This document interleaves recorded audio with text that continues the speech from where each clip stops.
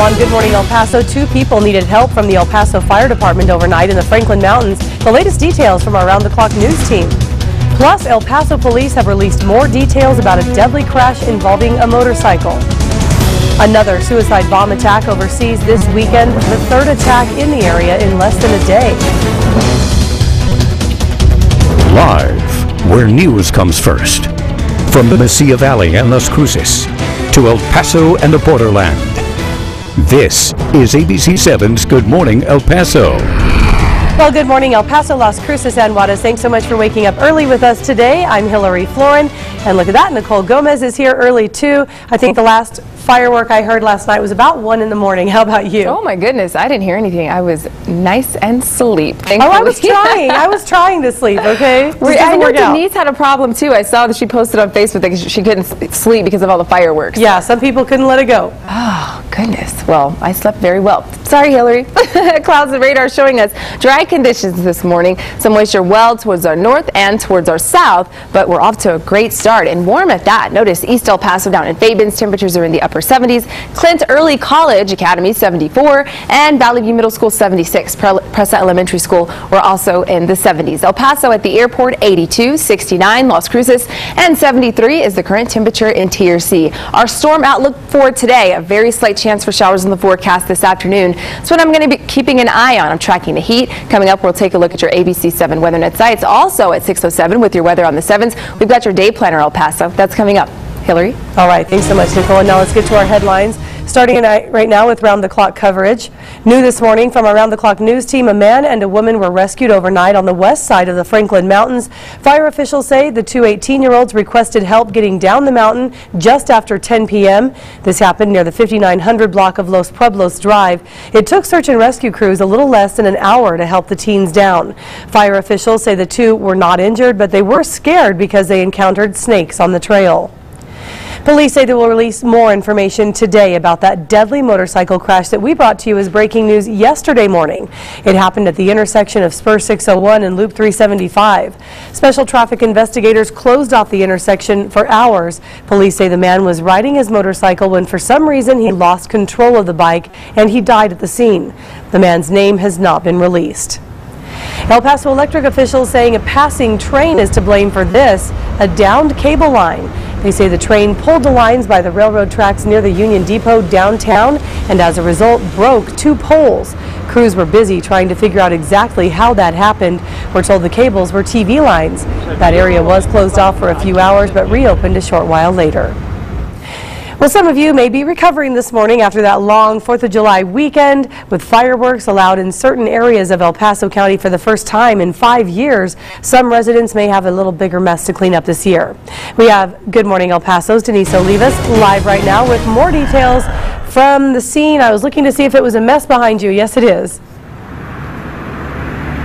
Good morning, Hillary. We're out in far east El Paso County, and you know, it didn't take us long to drive down Montana. We're just actually east of Zaragoza, and it didn't take us long to find the mess that was left behind, as you can see. And as the sun comes up, you can see the aftermath of a long night of celebrations. Thousands flocked to this area to set off fireworks and cook out with their families. And there was one major restriction this year. Cars could not park along Montana Avenue. El Paso Sheriff's deputies spent their night not only patrolling this area, but also handing out tickets to those who parked out along the busy street. Our crew was out here last night and reported seeing fire crews put out small brush fires, but nothing that got out of hand. And this right here, this message you see right here, this is exactly what residents have worry about every single year. You have the leftover fireworks, even some beer that was just left behind, and of course they are they're worried about this every year. Who will clean up?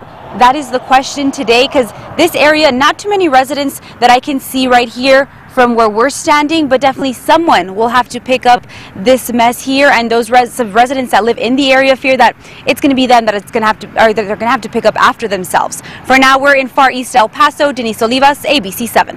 Thanks, Denise. Hopefully they'll get a lot of volunteers out there today. New this morning in Saudi Arabia, 4 suicide bombers attacked 3 separate cities in less than 24 hours. Here you can see the smoke from the attack that happened in the city of Medina.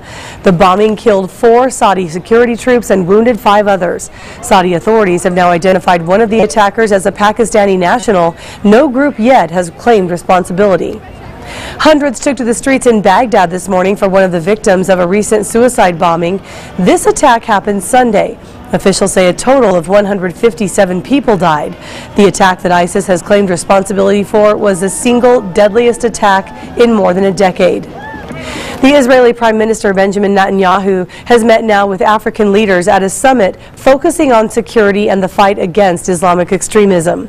The meeting in the Ugandan capital, Kampala, was attended by the leaders of Uganda, Ethiopia, Kenya, South Sudan, Rwanda, and Zambia. Netanyahu is on a 4-day visit now to East Africa.